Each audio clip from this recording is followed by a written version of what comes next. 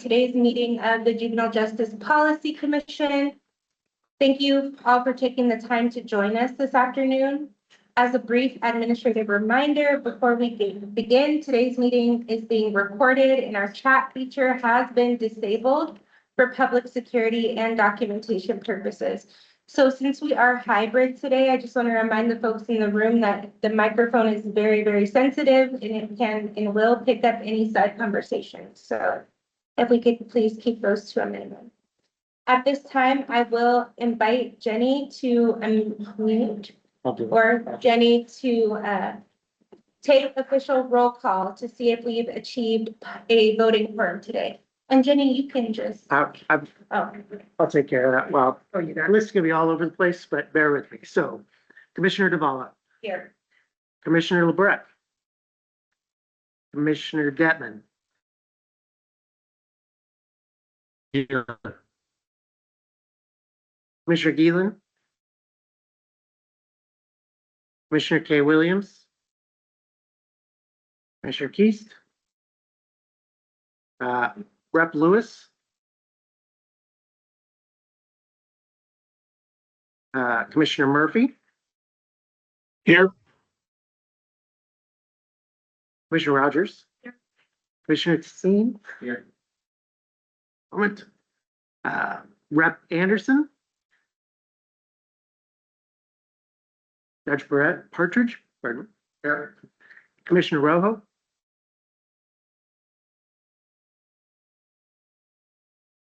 He's on. He was on. I don't know what happened because he was driving. So is he? Nope. He's here. It's not showing that he's in the meeting. Okay. Unless he's in the lobby. And Chair Armstrong Romero. Here. Okay. All right. Does that make for? I am double checking that. And give me just a moment.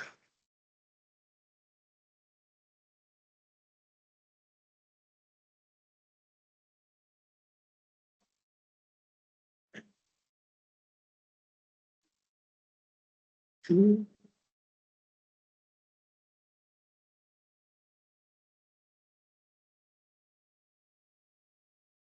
believe we're at 8, so we're 1 short, but perhaps with Commissioner Rojo in transit, we will be there.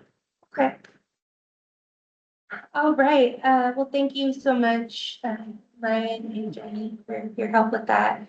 Before we dive into our main agenda, I want to open the floor to any members of the public who wish to provide initial comment or testimony.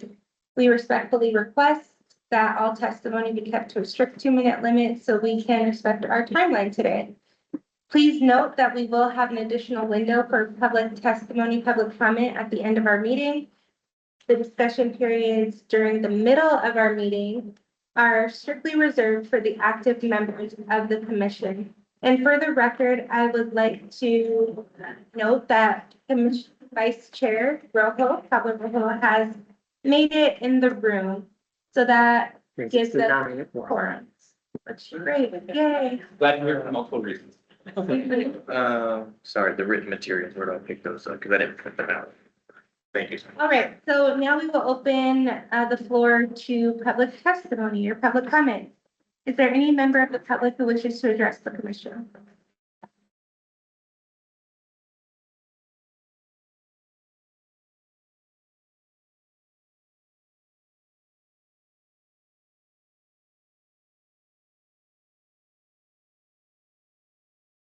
Okay, hearing none, we will move forward. Again, there will be another opportunity towards the end of the meeting. Today's purpose is we have some goals that we hope to achieve today, and we're utilizing our time today to review and vote on specific recommendations for our upcoming September legislative report.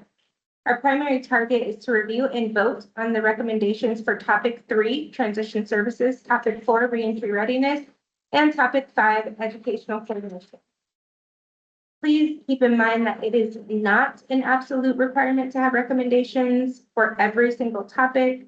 in this report. So we will focus on what's ready and actionable.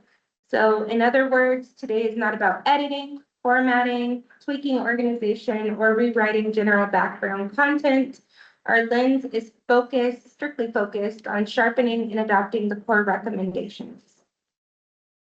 So with that being said, we will have first a status of topics 1 and 2. So Kelly will lead us through the status of topics 1 and 2, and then we will talk through and have a summary of topic 3. And we will take a vote following the recommendations for topics 3 and 4, right? Together, yes. And then we will do the same for 5 separately. So with that, I will turn it over to Kelly to start with topics 1 and 2. Are we sharing the screen? I am in 1 second.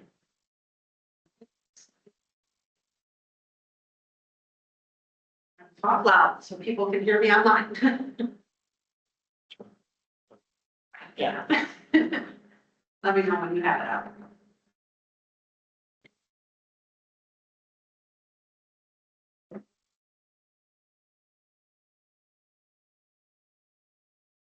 I mean, just one second.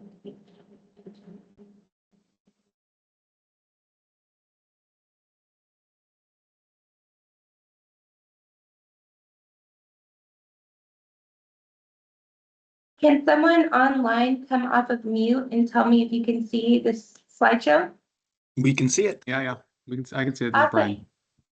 Great. If anybody raises their hand, unfortunately, I won't be able to see that. So, just. Oh, perfect. Jenny, well, I have a team. Great. All right, thanks. Okay, thank you, Kyla. So as you all recall, these are the 5 topics that we discussed for the September 2026 report. And as Kyla mentioned, we do have a status update on 1 and 2. You guys have drafts of topic 3, 4, and 5 in the session. So currently we have received data for topic 1. We, as in we at CJC, have received data on topic 1 and are working on that with cooperation with research staff at the relevant entities. There is not available data as expected on topic 2.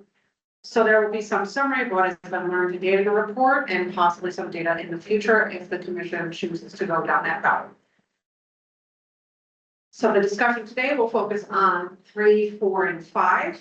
We have not compiled quantitative data on these topics, which you will know if you have read the materials. And there are some barriers that have been identified to obtaining some quantitative data, which will be reflected in the recommendations. So topic 3, the overview of transition services. So the first excerpt, transition services for short-term detention stays look different from transition services for longer-term stays at secure facilities. The needs of these youth at these stages are different and services are tailored to meet them where they're at. So the goal of juvenile county detention facilities is to evaluate public safety risk, stabilize the youth, re-engage them in school, begin connecting them with other needed services. And this all occurs while the youth is at the facility for about 7 days. And then these youth may or may not enter a secure facility after that, where more time and resources are able to be identified and invested in addressing those needs.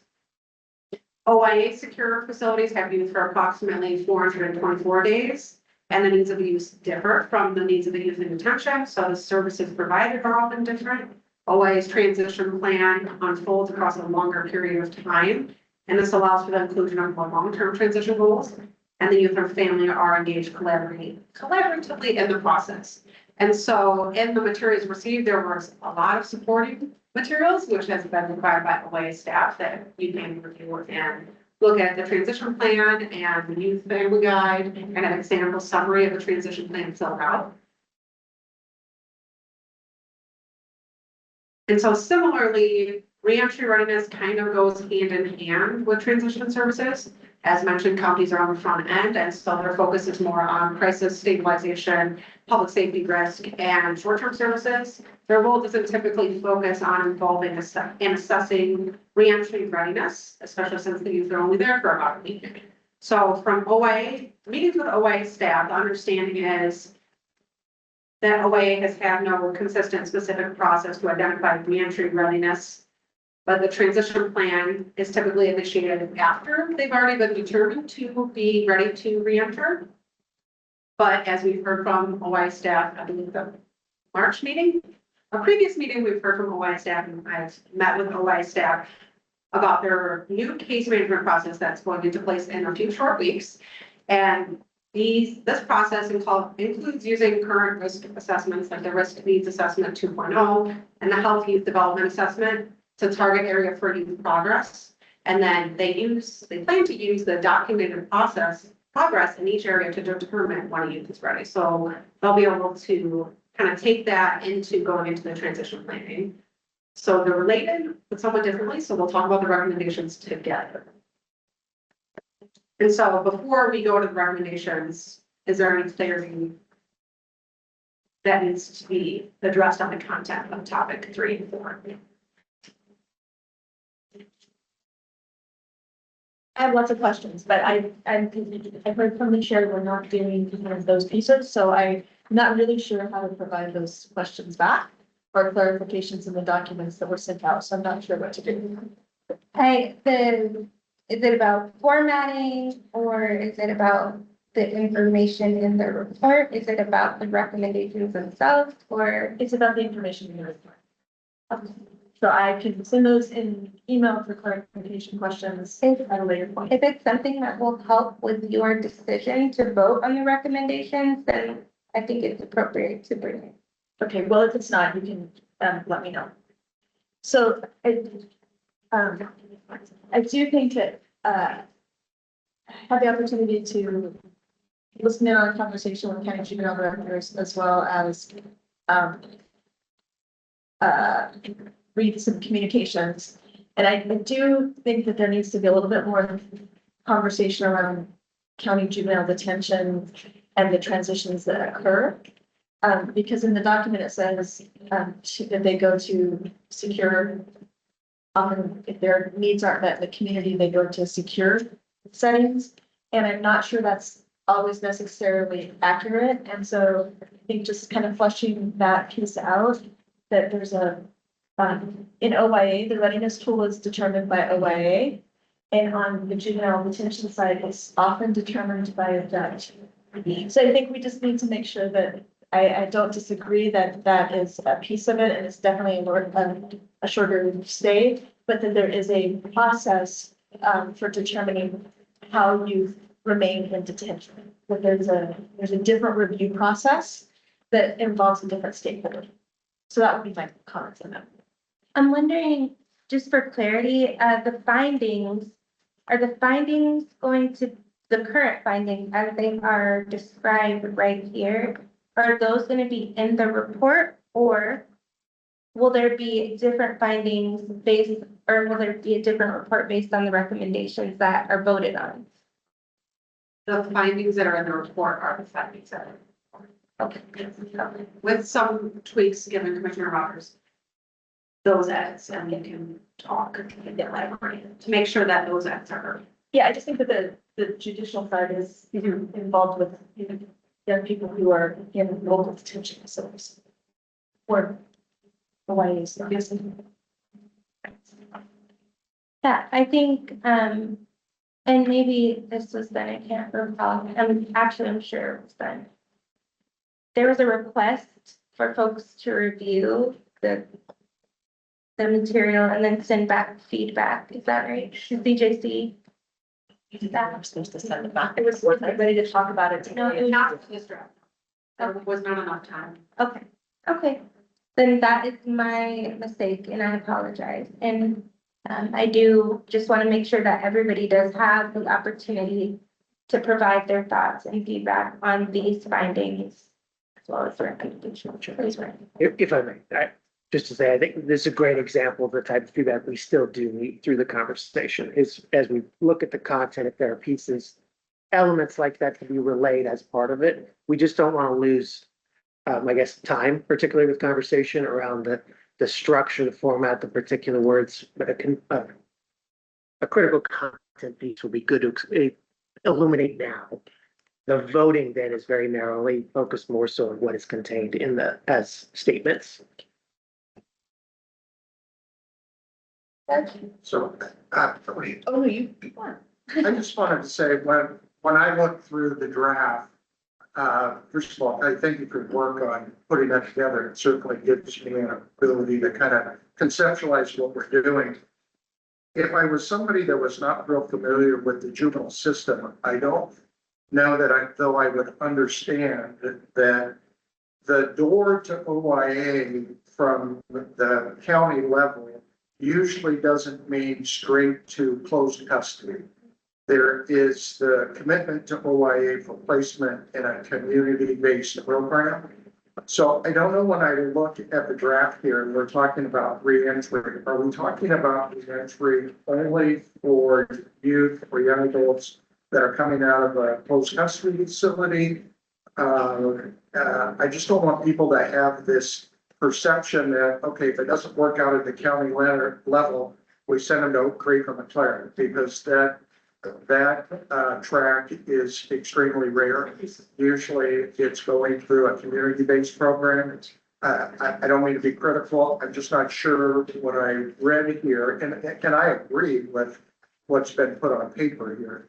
But I think for purposes of people that aren't familiar with the juvenile system, I think we need to add a piece there so folks understand that what the most normal progression is. So providing clarity on the potential pathways. Correct. More. Yes. I hear you, and that will be incorporated. Thank you. I agree. I think one of the, oh, I'm so sorry. Oh, Ms. Schreck, please. No, I'm still formulating what I'm begging you for. I think one of the things that I provided feedback on was just the community handoff, and I think given what we've heard about the county juvenile departments and how we all operate, especially being distinct local jurisdictions, what transition looks like is very, very distinct. And still trying to piece together. And there's no qualitative or quantitative data in JJPC or anything that can really help us to understand what the county reentry, or like a youth who goes from, let's say, Donnelly Long back into the community, unless you have a qualitative conversation, there's nothing that automatically tracks. Like, they're getting this, they're getting that, they're getting job readiness for juvenile, for the county juvenile departments. Is there a JJPC? There's not. But for OIA, there is though, right? In terms of the transition services piece. Yeah, like when they're leaving the facility, then. Yes, it is in JJPC. However, it's been identified as a barrier for extraction, and there are some relatively simple ways to move forward to make it easier. Which I'm sure Mike as well as. Yeah, that's actually just kind of what I was gonna say, is I feel like the piece that I'm wanting to see is what are the transition services that kids are accessing and with what kind of fidelity, and then what's the outcome? And that feels like it would drive the recommendation, is like, these kids who are doing this, or they're disengaged with the transition process, or they started at this stage. And it sounds like maybe that's something we can't get data on. So currently, the transition services, we're talking blue away here, that it is uploaded as a form in JJPC, and it would require an annual review which is not feasible to do at state level or at any large level. However, I've been advised, and please Mike, correct me if I'm wrong, that switching it to entering it as an assessment in JJPC would allow for easier access to the quantitative data that you were speaking to. There are some technology gaps Yeah. that exist. This was entering in as a form was the only way we could move forward with what we believe matters in how we do case planning. So we need to do good case planning. So we prioritize that. The technology solution behind that is going to take time. I think most of you are aware we have plenty of issues with JJPC. and dealing with the legacy issue, also while working on modernization, has an added complexity to it. So long-term, yes. Yes. Today, no. But so for like recommendations, can we put in there, I mean, is that the kind of thing that we would say then is to have some kind of way? Because I feel like I wouldn't even know, well, what is successful, what is working? And, you know, for these transition services and who is accessing it, who was doing it with Fidelity and. You know, so it's kind of like in order to make those recommendations, this is what I feel like we would really be doing for transition services is saying all kids, you know, this is what's working effectively. And so I feel like, well, if we can't see it, we won't even know what to recommend. So to me, that would be the first recommendation. We have some information that we can, the board is starting to throw back in those conversations about, you know, what are the outcomes? So like when a young person leaves this program, what's their next placement? Is it home? Is it a YCF? Like, where are they going after this program? So we are able to track some of it at that level, and we're drilling down and identifying programs that need some enhancement and support. And other programs where like, oh, we should put more kids there Because they're working well. because they're doing well. You are able to see that certain transition programs are. Yeah. That's true. So it's an interesting challenge. I think what we can see is, I think what we can measure are the failures. Or because we see those come back in revocations or violations. I think it's harder. But an interesting recommendation and potentially support for figuring out how to measure success. Sure. That which I think is the way to do it, actually. It's the measure of success. That's one of the things that we're looking at is, you know, in painting with a broad brush. Yeah. Success for us is you are transitioning to a lower level of care, ideally home. And that's what we're looking for when we're looking at things from the 50,000 foot view. I would like to drill down more, but that's where we are right now. We've been having those conversations internally in our jurisdiction, like we measure success by recidivism, like you don't come back. But that is so much out of a youth control at times, whether they come back to us and is that an appropriate way to measure whether or not a youth is successful. And I think one of the things that we've talked about is the disproportionality of kids of color in our system and the likelihood for them to come back for reasons, for a variety of different reasons. And so how could we better assess how a youth is successful? I want to give folks online an opportunity to weigh into this discussion. If you had any thoughts.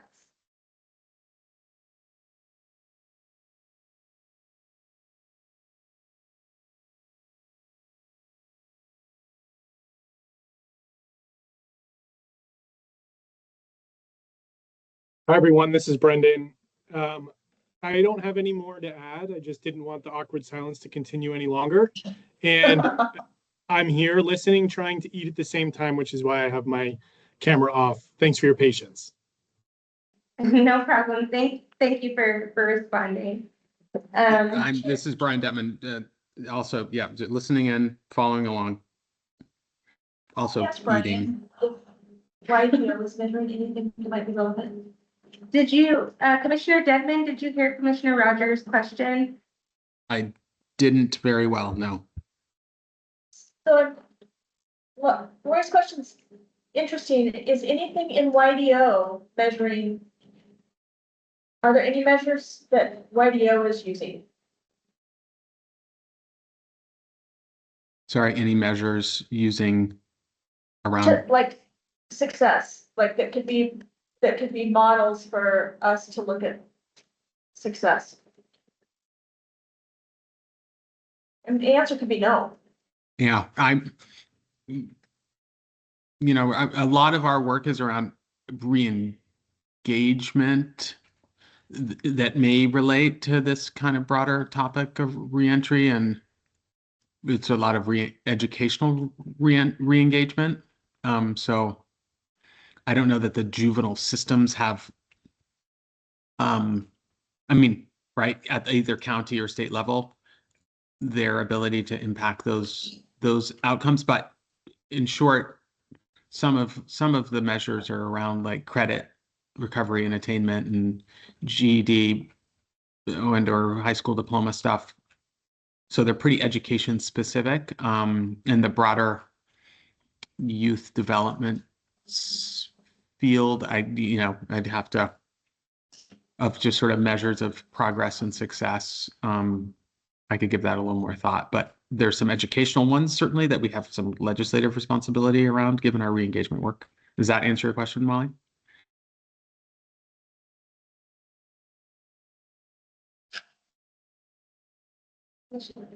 Thank you, Chair Armstrong Romero. The other comment that I had is that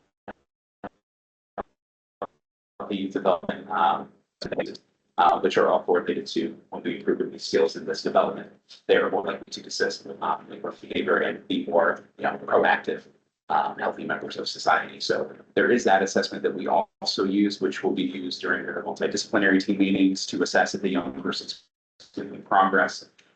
So that is another measure, but again, I would consider more of a lead measure instead of a lag measure where the recidivism would be more of your lag. Does that track, is it tracked in JJPC or? Yeah, it's in JJPC. It's whole part of the whole case planning presentation that they did. Where like they had like the little bars and you could kind of see, yeah.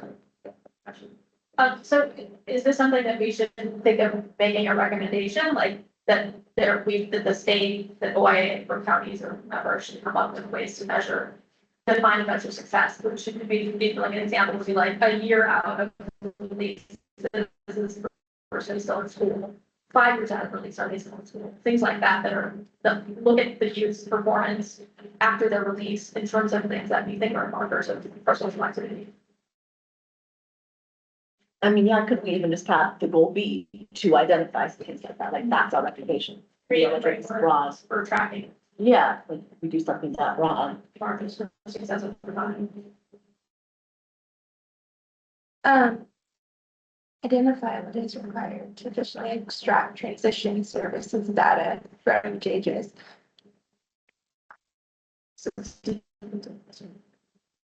It's the question, I see like there could be a correlation to where transition services could be success or how. I'm thinking about getting back to your question, it's sort of like, if we're talking about what transition services are successful, and I'm using a lot of air quotes, I apologize. If we're talking about what is successful, what does success look like? That's what we, in terms of, what is a successful release a year after release? What is a successful release 5 years after release? Do we want to mark that by something like, this particular youth or OIA uses whatever transition service, and youth who go through that service are still in school a year after their release? Or are they still in school 5 years after their release? So it would require some kind of tracking post-release, that I don't know if that happens now. But it would and so one of the recommendations might be like explore ways to measure social engagement over time after release. That's, and I'm just making that up as I go, but something like that, a way to track markers after release over time. CJC can correct me if I'm wrong. It's my understanding, because then we would have to, unless we're at a point today that we can tweak and adopt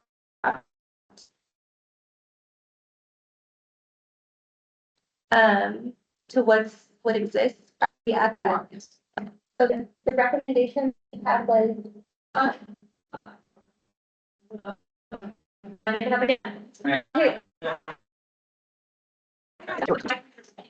would be perfect. Yes. Thank you. So there was a few things, as broad as defining measures of success after youth is released.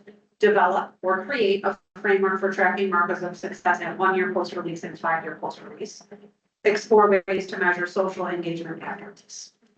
And all of this is specific to OYA, because for counties to track post-release 1 year,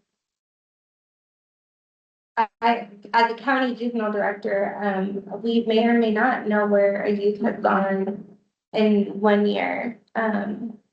Commissioner. I'm sorry, if I may, think on the county side, probably the easiest way to do that and the most simple way to do it is kind of what we talked about earlier at the beginning of it's just it's like part of they coming back into the system, right? Because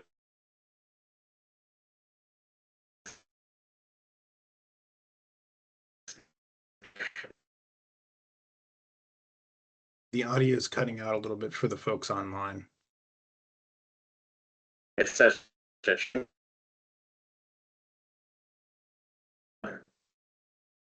might be able to be your also too. I think that I can't hear you. I think that was an accidental unmute. yeah. Yeah, I just think that's an easy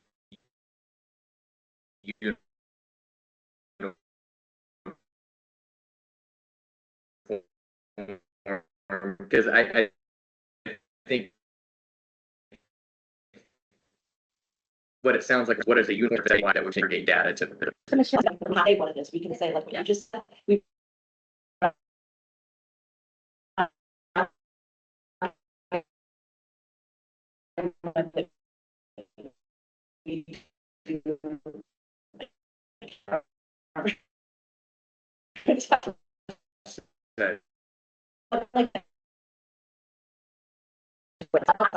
We might not until that. yeah, and again, I think maybe just a recommendation, like it's already happened, right? But county juvenile department together and okay, we have to come up with uniform criteria, guys. What are you tracking? What are you tracking? And you recommend that the county juvenile departments meet together to identify the easiest way to create that uniform data we can aggregate. Commissioner Rogers, would you like to speak on that? Something that already happens. I really appreciate the talking. So the audio for I think everyone that, I online think is. is cutting out significantly. Sorry. The audio for everyone online is cutting out. Just that message is unstable. Yeah, it's pretty challenging. Oh. Give us I one thought, moment. maybe it was me, and my connection, but yeah, Brendan's having that same issue, or Commissioner Murphy, yeah.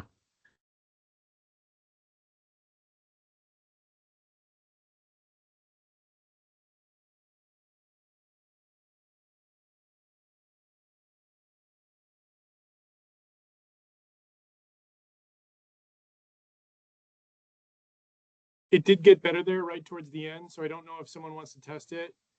And anyone can just call me Brendan. I don't need to be a commissioner or anything ever. But I appreciate it, Commissioner Dedman. Thank you. Commissioner Brendan and Commissioner Brian. How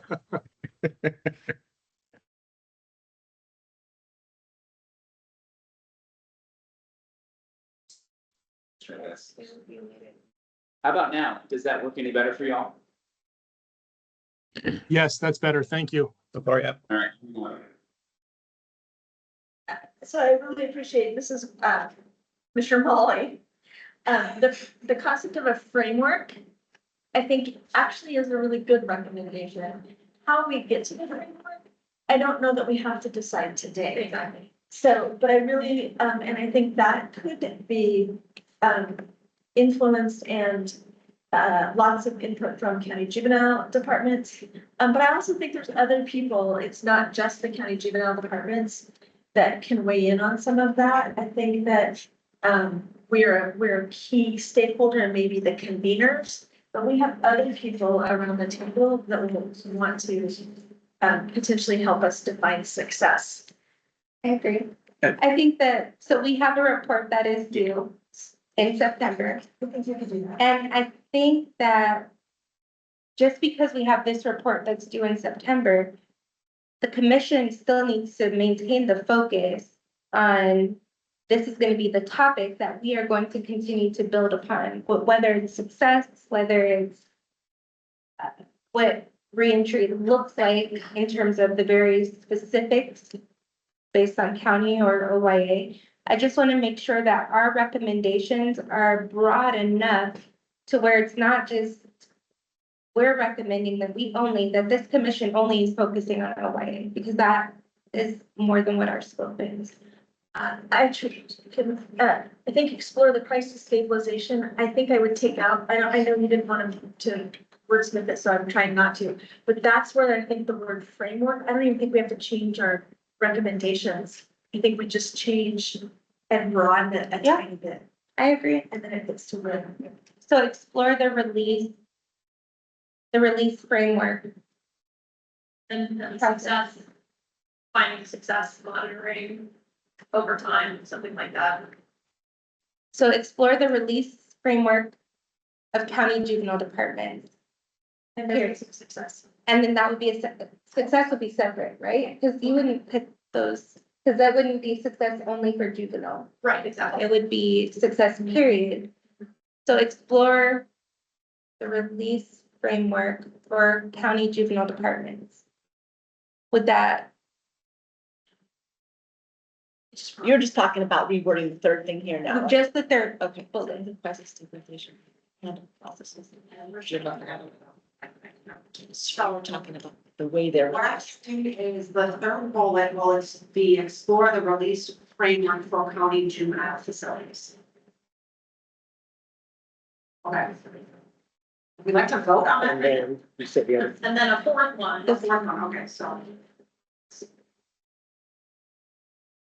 What's the fourth one? explore, how to define success over time or successful reentry over time. Yeah.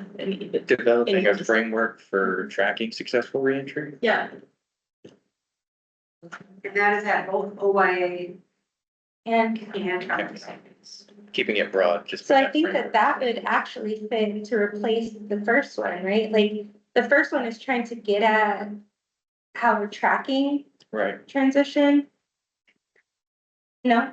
Maybe not. So maybe it was unclear, so let me try to clarify it. So that first one, identify what is required to efficiently extract transition services data from changes, would be working on whether or not it could be added as an assessment, the transition plan for OYA, so that checklist, to kind of get at what Lori Duvall was saying in the beginning, saying like, okay, this was identified as like the gym membership, and then seeing that they actually got a gym membership in the community, and being able to look at that as well as the demographic breakdowns, which was part of the original research questions, seeing as what transition services are provided to which groups of youth.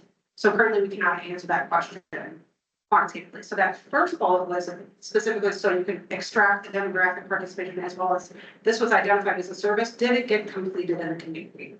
That was what the first, so we can add on what we're just talking about now in addition to that support. Or you can scrap that first one altogether. I think the first one is important. I do. I wonder if instead of identify what's required, we're like, figure out a way to do this. Like our recommendation is to find a way to extract the data. Because this kind of makes it sound like we're gonna see what we would need to do it, and maybe it can't. I don't know if it's, but I think that's the main question with JJ's currently is what is required, as there's so many conversations about JJ's modernization and updating JJ's. I think that is still the question because JJ's being the system, the system. the system. I see you looking. Yeah. Are we okay to leave number one or the first bullet the way that it is? Or So I would love to leave the first one the way it is for advocacy for changes, but that is wearing my JJ's steering committee hat. I'm not gonna lie. that you wearing it? That as wearing my JJ's steering committee, I would love you guys to want us to do that. Absolutely. On behalf of OYK, I can tell you, we all want, it makes it be more easier to extract. I mean, I've got my research team Yes.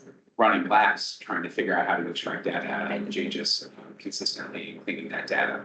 Yeah. So I'm not opposed to it as a goal, but there's some logistical things that are gonna be barriers for us. Totally. Appreciate that. I think we've already talked about the second bullet and that being something, but is it, shall we leave identify transition service gaps and barriers for youth leaving OIA custody, or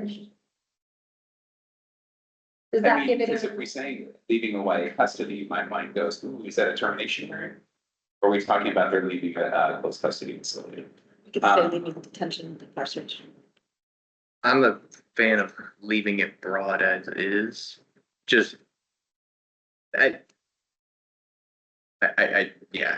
think when we're talking about data tracking and reentry, my mind, and maybe this is just the former youth in me, right, is when am I going to be out from under the thumb of somebody supervising me, right? So that's how I see it, is what are the gaps for getting us out of OYA altogether, not just close custody, not just YCF, but like getting out of the system to where the state is no longer your guardian.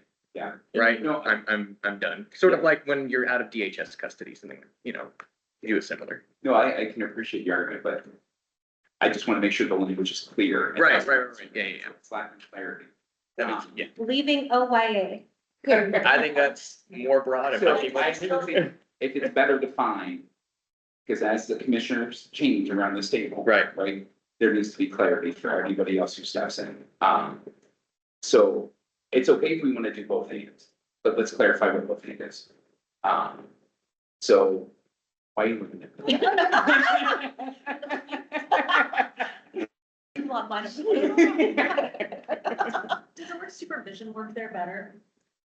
I mean, it matters what we're looking for, I think because definitely. reentry is really about leaving a closed custody facility and Yeah, going I back agree. into the community. Leaving supervision is a completely separate topic. If we want to do both, then let's say both. Yeah.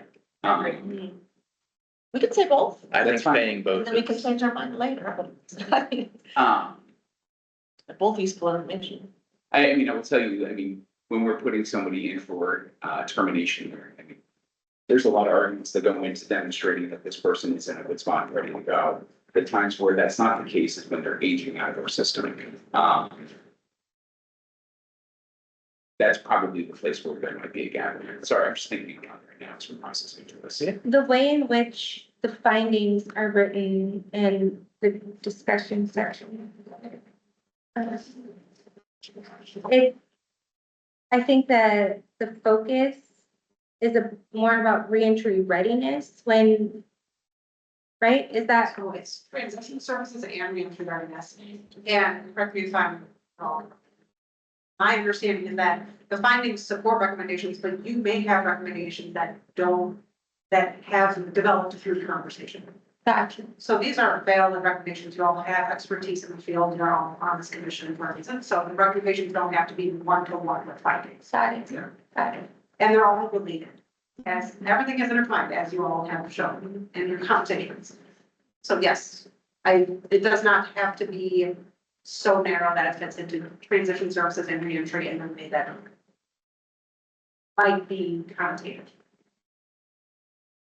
So could we, a recommendation be identify transition service gaps and barriers for youth? Or, So for, for youth, for reentry and youth leaving legal commitment of OYA. That's good. I like that. Yeah. So what I'm hearing is identify transition service gaps and barriers for youth for reentry for reentry. And and barriers for youth leaving. Well, it's the same, Legal commitment first. yeah, the legal. Yes, the both and. Yeah. wish I could type because I can't write fast. Video. Yeah, okay. Um, For like a motion to vote to reiterate. Yeah, I got you. Chair Armstrong. Yes, Chair Bach, please. I love all the recommendations we're coming up with. I'm just want to put a thought out there. Teams that focus on less accomplish more. And if we've got 5 topics and we've got 4 recommendations per topic, I don't know that we're going to accomplish a lot. And again, every topic does not need a recommendation. I just wanted to put that out there. I agree with you though. I agree with you. And I'm happy for the transition services to be the one that you target, because we're already targeting it. It's easy now. That's good though. So, Yeah. correct me if I'm wrong, in terms of recommendations, this is not necessarily something that you as a commission will be doing. The discussion will talk about the work that you all have been doing, and you may partner with other entities, agencies, organizations on these, but it may not be your role at all. And it may be determined that a different person or organization is in charge of doing these things. So I wanted to be clear on that. Ryan, you may be able to explain that better than I. If I may, a couple of things I hope will clarify here. So starting with the report itself. As we've kind of gone through these conversations involved and tried to figure out the best way to kind of thematically approach this report. I think what you'll find is something that was written is, in essence, say we were interested in this. Here's what we found. There will be some places where we need to do some clarification, say this does not mean something else, right? To try to hedge assumptions. And then recommendations is ultimately to say, here's what we think is needed next. That next is for anyone, right? You're looking at just saying through the system and with these, what we've looked at to date, we feel this is what's needed next. How you write them, and I think the examples we talked about here are good ones, but they're left out there for probably a number of different ways they can be picked up. As a commission, as you start your next cycle, you may very well choose to pick up where you've left off or where you want to go next with some of those topic areas. As a legislative report, it may serve as support for or at least a brainstorm for a bill by a legislator that has no interaction with us, but sees something and thinks that there's something there. It could also be something that is picked up by a community advocacy group, a research institution, or really anybody else who has eyes on the report and thinks, oh, interesting, there's work there to be done. And so I hope that helps in framing, I think, how you go. So the more or the less, I think, is a great point to think about, but it isn't framed just in what setting expectations for yourselves. It is about kind of exploring or illuminating what you see is needed next. It's very much like in a traditional research report, you get a lot of methodology and maybe a little bit of findings, and then a lot of there's a lot more to be understood, maybe sometimes more questions than there are answers. PhD students should get this. Yeah. Yeah, so the recommendations are not, this commission should identify with requirements, this commission should identify transition service gaps. Someone should do this. Yeah. Correct. Yeah. Yeah, you took a look at some information and you, as a committee, feel that some other things are needed. And so I do think the 4-ish you've got through so far are framed that way. They could be picked up by probably any number of entities. With the, I don't know, probably at some point when we're ready to go, we're gonna try to make sure we capture them, relay them back to y'all, and then go from there. So for today, the first bullet point, identify what is required to efficiently extract transition services data from JJPC. Is there a motion to vote on that? Is there a second? Take a second from Commissioner DeVos. Commissioner made the motion and Commissioner DeVos seconded. Is there any discussion? Sorry for that. Yeah. With that, can we call roll for all those, just individual? Thank you, Jenny. Judge Partridge, Yes. Commissioner Murphy, Aye. Commissioner Rogers, Aye. Commissioner Tassine. Aye. Commissioner Devala, Aye. Commissioner Detman, Aye. Chair Armstrong Romero, Aye. Commissioner Keast. Aye. Representative Lewis, Aye. and Commissioner Rojo. Yes. Unanimously. Great, so we have bullet number 1 passes. Okay. Bullet number 2. Identify service gaps and barriers that impact successful reentry for youth transitioning from OYA closed custody and for youth exiting OYA legal custody. Legal commitment.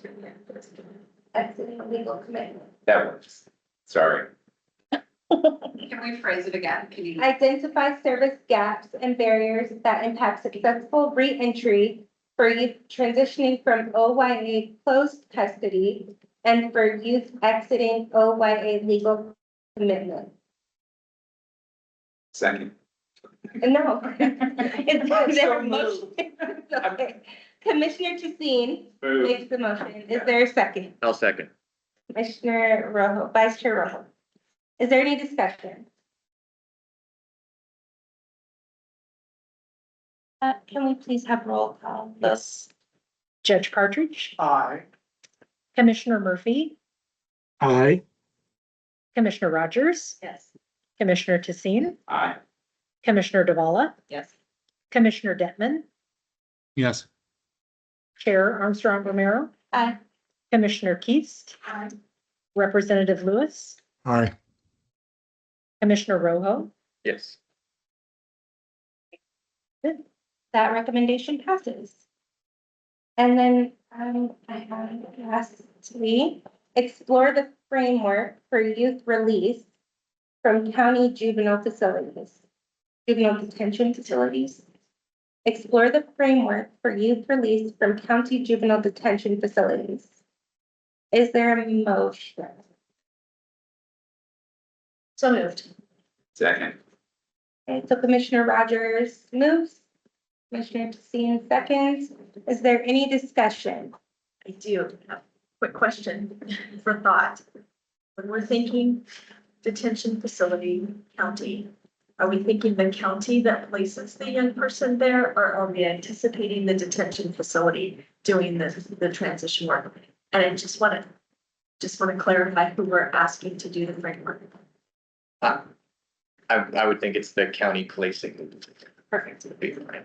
Right, so then should we? It's okay. I just want to clarify it in minutes. It'll be fine. So I'll put that. Could you read it again, Chair? Okay. Could you read it again, Chair? Yes. And then I have that. Explore the framework for youth release from county juvenile detention facilities. We have some counties in Eastern Oregon that use Idaho and use other states. So that is one that I just remembered. Yeah, so I think it's county.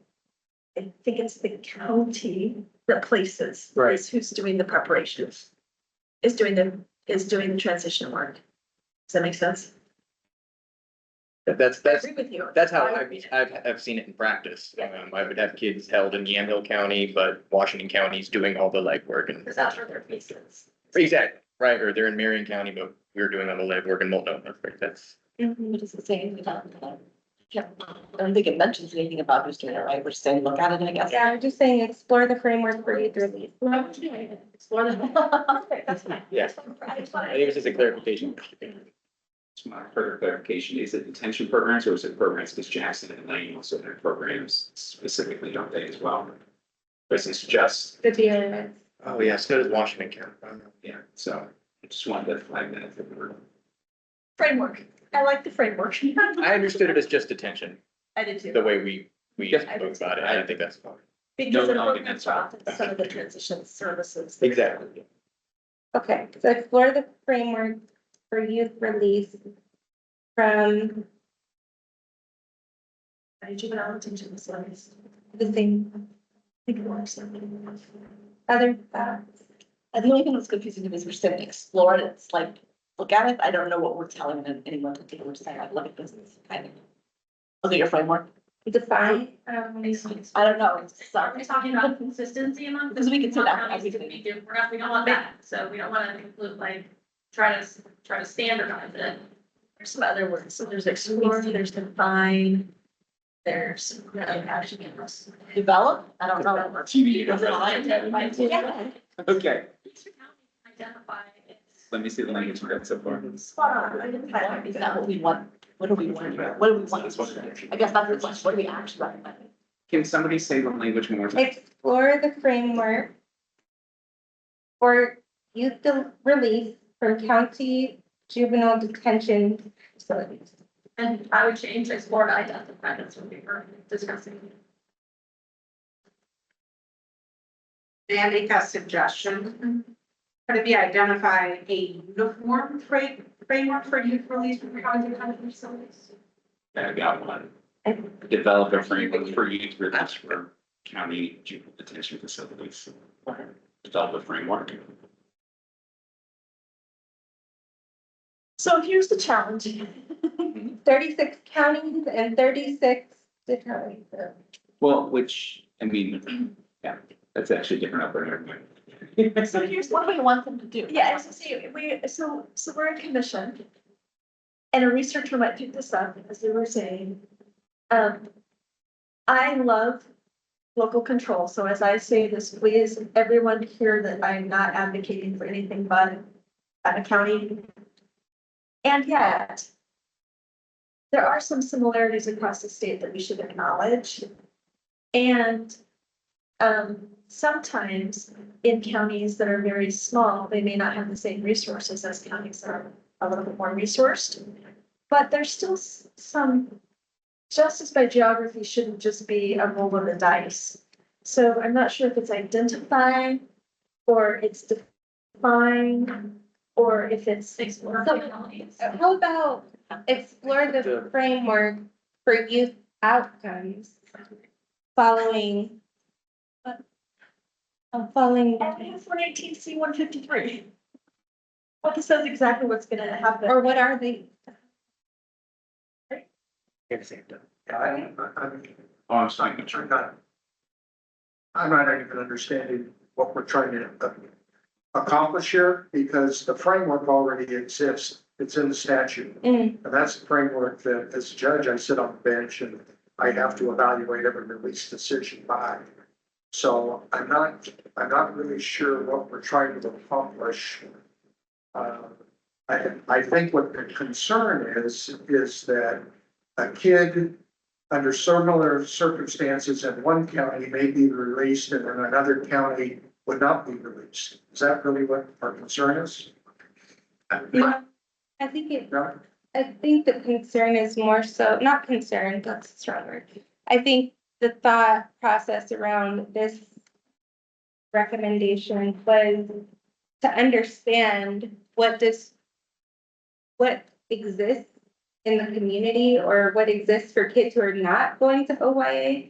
I think for me, So what we're asking for is to explore what resources exist in a local community that allow for a community placement as opposed to close custody with the county or the state. Is that what you're trying to get at? I guess, is there something different that the county juvenile detention or the county juvenile departments could do to not send kids to OIA? What does that look like? Like, that's ultimately what we're trying to get at, is at least. Can I just say, I think with all due respect, I think that's a little disrespectful. My experience is that's what we do every day at the county level. We are trying to figure out a solution for a kid and family, so we don't do that. So the way that's framed, it's like, aren't we already doing that? Is the distinction between what the juvenile court judge is doing in ordering release or not release and what the county juvenile department is doing when like a kid is on probation and they're gonna come off probation and want to make sure they're successful post probation? Is that right? That's fine. I think it's a problem and a solution. if I think my understanding of this is a like looking at resources, right? What resources do the counties have? What counties have been more successful? How can we measure that? And if we find a county that's been successful, how can we explore their resources and make sure that every county can have that? That way youth across the state can have the opportunity to be successful and judges aren't having to make these tough decisions because, well, we don't have a program in this county for you, right? Because I do agree that is the goal, right? The departments and, you know, the judges are trying to do that, and just some counties are under-resourced. So how can we find the framework of reentry services implemented across different counties that are successful, and then make sure those are implemented statewide? That way youth have the opportunity to re-enter under those types of services, no matter where they are. That's the way I see it. I mean, that was very long-winded, but, That makes sense to me. So a recommendation at this point is that if the commission, because we won't be doing this work, right. we may not even know this work happens, or well, we'll get an update at some point one day. So if the commission feels like right now with the two recommendations that we've voted on so far, that we want to focus on those, we don't have to add anything else. There doesn't need to be another recommendation. And something, Chair. Please. Sorry, thank you, Chair Sean Romero.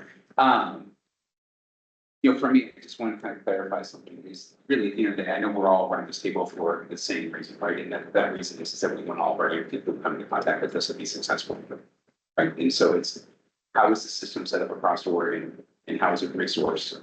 And how is it setting up those resources in a way that's going to get the best outcome? We also know what the research tells us with each step further into the justice system, going into detention, you know, that it increases the likelihood of them not being successful. A commitment further increases their interferes with their likelihood of success. So that's really what we're trying to get to, is how do we help our young people be successful? OYA exists for a reason, right? County departments exist for a reason. But how have we as a state funded and resourced to yield the best outcomes for our youth? And when I look at the outcomes, it doesn't feel like it's resourced appropriately. That's all I want to share. You mean the counties aren't resourced appropriately or just? Just that the system as a whole. I mean, I think about even just behavioral health and how it's resourced. I think about education and how it's resourced. I mean, Jennifer Falzerano, for those who were here when she was presenting, talked about most of the young people who come to us have only experienced, not only, but have experienced a lot of harm in education, just a lot of lack of success. So for us to try and engage in treatment, education is so hard because that was only a place of failure for so many of our young people. And to be able to engage in school where they're experiencing success is like such a major revelation for them. I mean, yeah. Oh, I'm just gonna say, what was the fourth one that we talked about again? We talked about success, but then we reworded it. Right, but was that OYA and county? Yeah. Just OYA? Just so So I have it written, and I do have it written by Hawaii and County. I can repeat it. I believe this is the one you're talking about. Explore how to uniformly define the successful reentry of youth leaving both OYA and county facilities. I think that's fine, like we can, that, we can strike the third one. That was And then one. we're counseling county and OYA. So there's a motion on the table. They need to kill the motion. Okay, we need to vote on it. Yes, to kill the third. I'm not advocating one way or the other. We need to decide. I'm sending my motion. I think, So, I was already there. yeah, but, I mean, do we vote on whether we want to approve it and people just say no if they don't want to approve it? And that doesn't, it's not included in the report if people don't know, if the majority votes no? it was presented. Is that how that works? I think you take We could it just told. whichever way. I think- Oh, okay. So we're sending, did I second it? I think you. I think we're done. Motion. And then I can acknowledge that, yes, we don't even have to vote. Okay. Okay, so then finally, So I can repeat the recommendation we are now going to vote on. yeah, Explore how to uniformly define the successful reentry of youth leaving both OYA and county facilities. yes. So do we have a motion? I would move that we, do that thing. Is there a second? I'll second. Great, Commissioner Peace made the motion, Commissioner Rojo seconded. Is there any discussion? I just need you to repeat it for me one more time, please. Explore how to uniformly define the successful reentry of youth leaving both OYA and county facilities.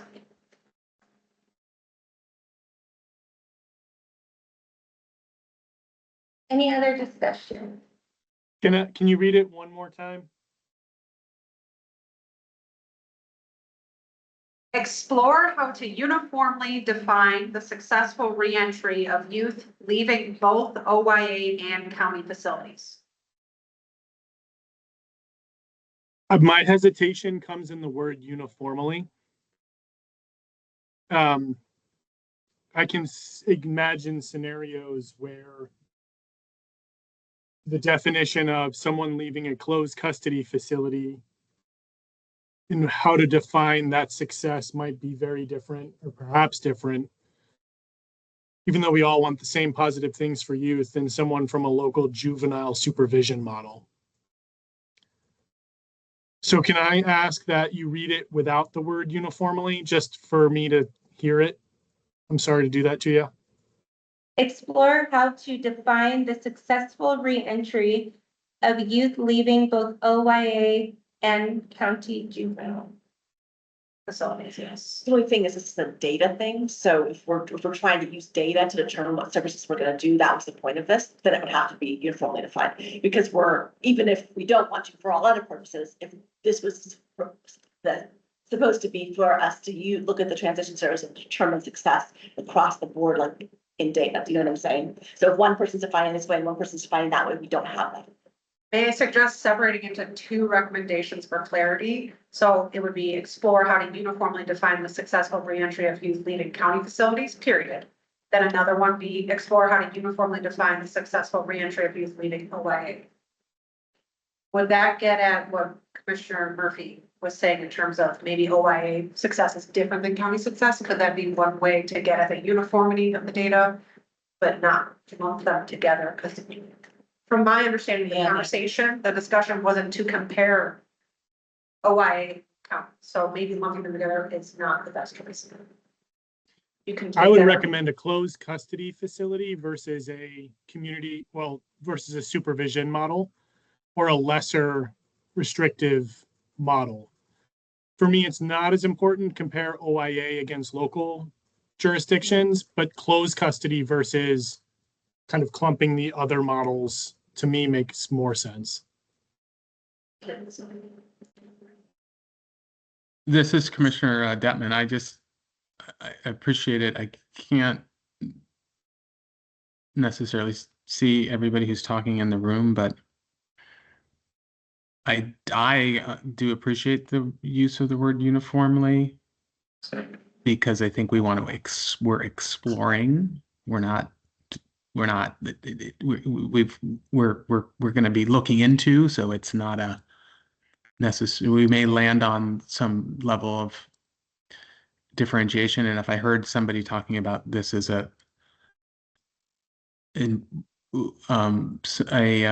some way to have data that is whether comparable or universally perhaps tracked. I like that as an exploration. I don't think it hamstrings or handcuffs us personally, but I do like that as a target at which we should aim because I think it will be important, could be important and useful in the system. We may arrive at some where uniformity is hard to accomplish, but that doesn't mean we shouldn't strive for it. All right, and there will be commonalities. I think, counties and OYA and other system stakeholders will have commonalities. Like everybody agrees this is an indicator of success. Counties can also say, well, we think this other thing is also an indicator of success, and that county can use that criteria as well. So this isn't limiting anybody to only use whoever identifies these things is. So if there's no more discussion on the motion that's on the table, which is the motion again is to explore how to uniformly define the successful reentry of youth leaving both OYA and county facilities. Can we, if there's no further discussion, can we have a vote? Please, Jenny. Yes. Judge Partridge, No. Commissioner Murphy, No. Commissioner Rogers, Yes. Commissioner Tessine, Commissioner DeValla, Yes. Commissioner Detman, Yes. Chair Armstrong Romero, Yes. Commissioner Keast, Yes. Representative Lewis, Aye. and Commissioner Rojo. Yes. 3 noes. 7 yeses, so 3 noes. So it passes. Yep. All right, that will conclude, right, the recommendations. Were there any others that were? Sorry, I didn't discuss any additional discussion. No. Is there any other discussion on topics 3 and 4? Good work, Chair. Thanks. All right, so we are now on topic 5. And I will turn it back over to Kelly for a summary. So this is a much different topic, it's a pivot. So the commission was interested in what, if any, Oregon revised statutes, Oregon administrative rules, and county rules that were currently in place for coordination between the juvenile justice system and the education system. So the commission's TA provider helped compile the information on the statutes and rules, and several were identified and in the report. However, county rules were not identified. I am not a lawyer, not my expertise, so I will not interpret these for you, and you have them to review. And the drafted recommendations are as follows, but I believe we'll open it up for discussion. So there are 3 drafted recommendations, and we will take the same approach as we did last time. A list of school district points of contact should be developed and posted publicly. Well, I'll just read them all. Consider legislation that promotes educational success for youth impacted by the justice system. Identify metrics of compliance regarding transfer and disclosure rules, and identify how these metrics are shared across juvenile justice and education departments. So for discussion, thoughts on these 3 recommendations related to legislation and rules for educational coordination. Commissioner DeSouza. Thank you, Chair. The second one was considering legislation that promotes educational success for youth impacted by the justice system. One of the things I would thinking of sharing a little bit here is young people involved in foster care. They get some of the worst outcomes and they end up in the justice system. If we can prevent them from coming in, that'd be fantastic. And then also any crossover youth. So Does that alter the recommendation itself? now I'm just thinking about there might be some additions that could add some value to what we should be looking at.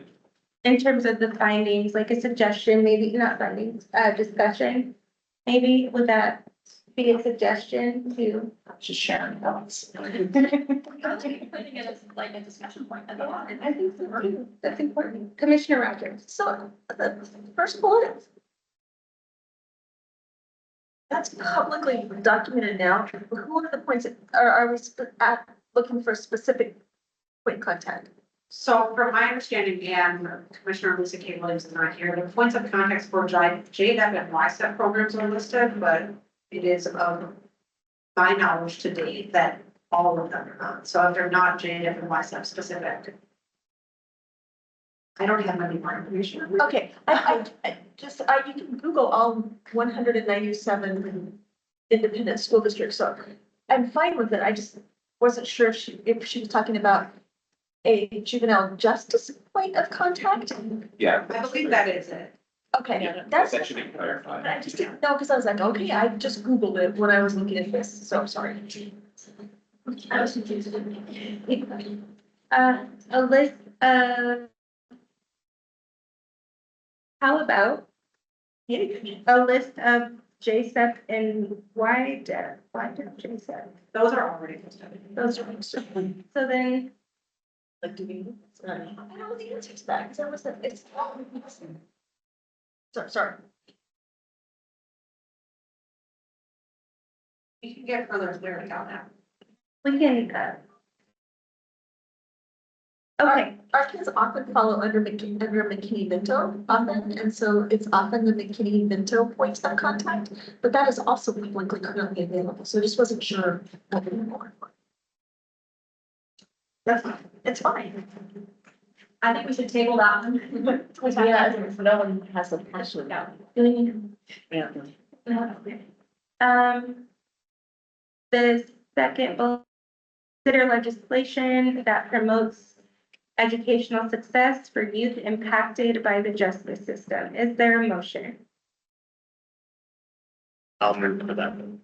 Commissioner Rojo moves, there a second? Second. Commissioner Caseen seconds. Is there any discussion?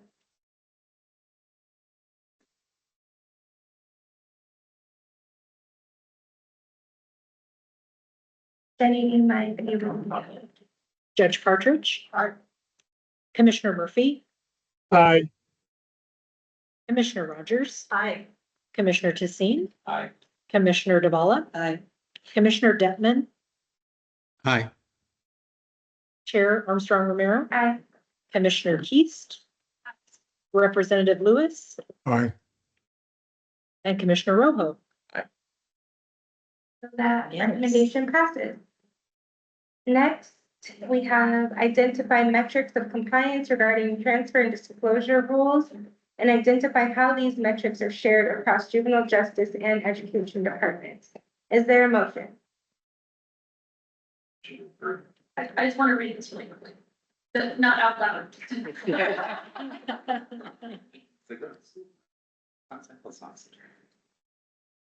Reading just the paragraph off of the I'll second it.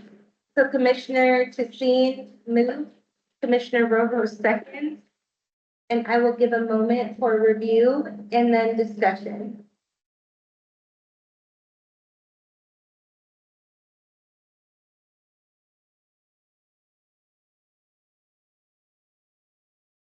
Any discussion?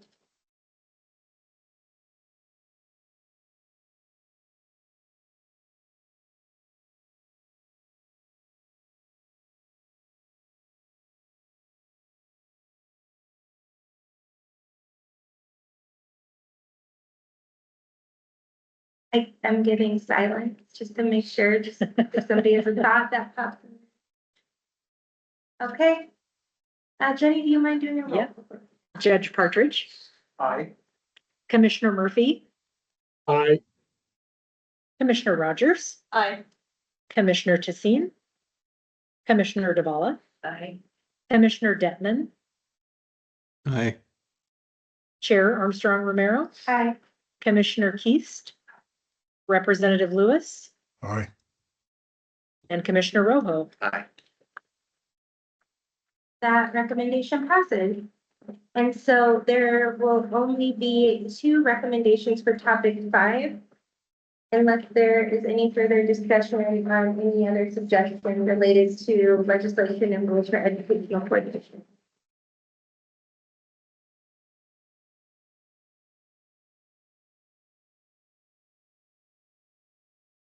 Hearing none, I will pass it back to you for the timeline slide. That was in there just in case. I just want to remind everyone about our timeline and where we are currently. So it's June 26th. We've talked about draft excerpts and recommendations on 3, 4, and 5. And we will be sending a full draft by July 17th. That's a Friday, which will be in your inbox so you can review before the July 24th meeting date. And so that will include excerpt 1 and 2, well, the whole thing. Topic 1 and 2, in addition to the things we discussed here with 3, 4, and 5, as well as the intro and conclusion. And so that would be the bulk meeting on July 24th. We can incorporate any feedback between then and about August 14th. We will send you a final report for just last minute, not significant changes, just wording, things of that nature. And then the support, the report is submitted by September 1st to the legislature. Are there any questions about the timeline? I have a clarifying question. When are there lunch days in September? There are. Okay, that's my question.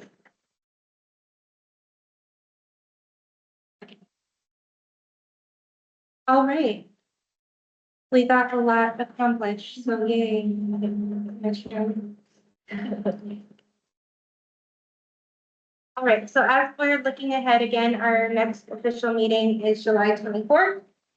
And I know that the CJC staff, I just want to, one, really thank them, particularly Kelly.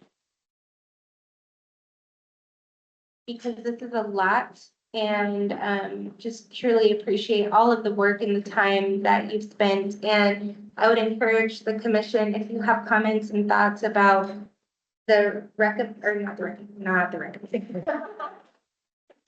Any of the findings or additional information like the crossover youth and youth in foster care.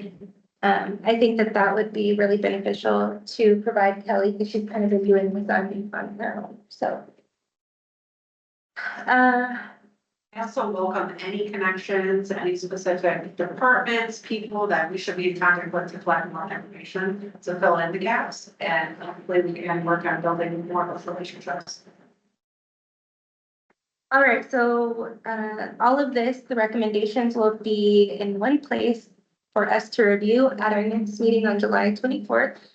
You'll actually get the draft before that. It will be July 17th.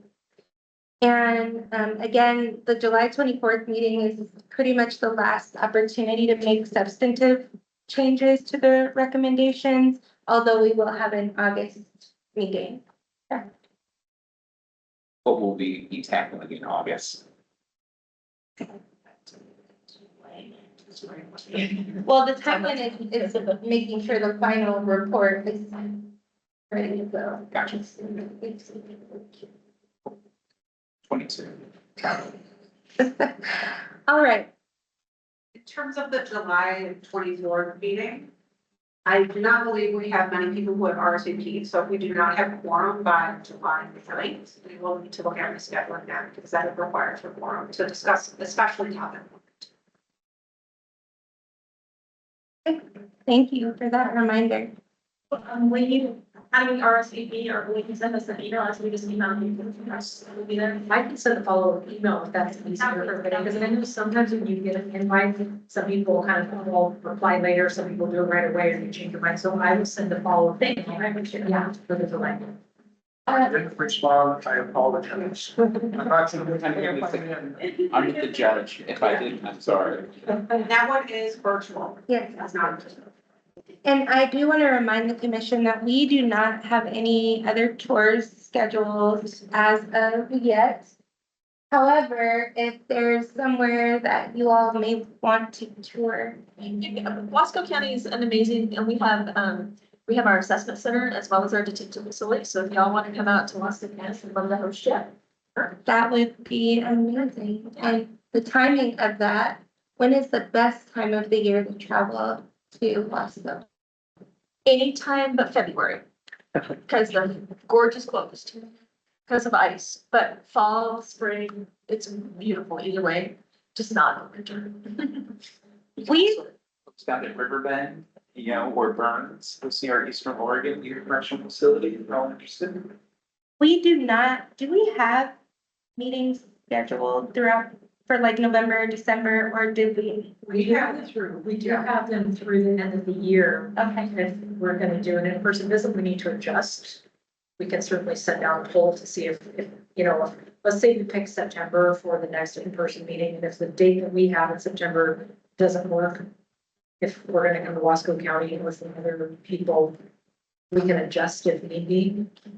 Yeah, we can make it work on our end, on our typical date. In So, September? yeah. Yes. Sure. Do you want to shoot for September, October? October, probably not because of, and I will say that, the OJDDA. Oh, yes, and I'm out. I'm getting my knee replaced. So I'm out for October, but, so either September or in the spring. I So, think September would be, yeah.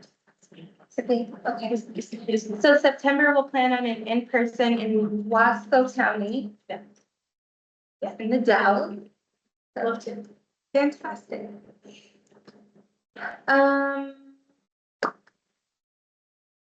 All right, so we've now reached our final agenda item, which is public comment. Do we have anyone who wishes to address the board? Or to provide comment, feedback?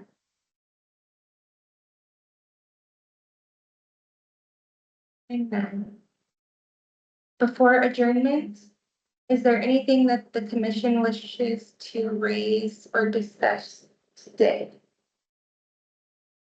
I would like to thank OIA for hosting us at this wonderful facility. Jackie went through transition program and Oak Creek. It was a great tour, so please extend sincere appreciation to your staff for accommodating us and providing us a good detailed tour. Thank you to Jenny for the amazing lunch. Sorry for those of you virtual. And we will see you virtually next month if there's no further comment. Thank you, Pat. All right, we're adjourned. Thanks, bye. Thanks, Chair. Thanks, everybody. Bye.